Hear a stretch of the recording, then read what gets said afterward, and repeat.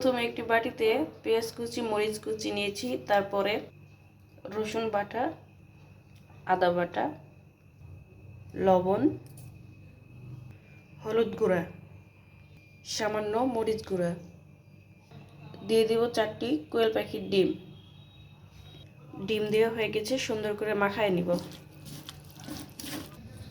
মাখানো হয়ে গেছে, এরপরে চালের গুঁড়া দিয়ে দেব। আজ আমি খুব অল্প পরিমাণে পিঠা তৈরি করব। আটার সঙ্গে আমার ডিমের মিশ্রণটি মাখানো হয়ে গিয়েছে। এখন আমি নর্মাল পানি দিয়ে এটাকে সুন্দর করে গোলা তৈরি করে নেব।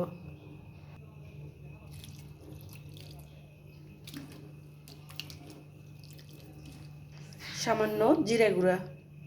পিঠা বানানোর জন্য আমার গোলা রেডি। এখন পিঠাগুলো ভেজে নিব।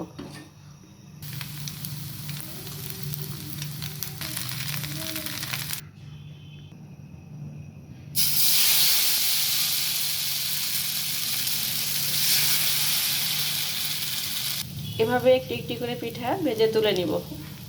রেডি আমার ডিম চিতাই। আল্লাহ হাফেজ।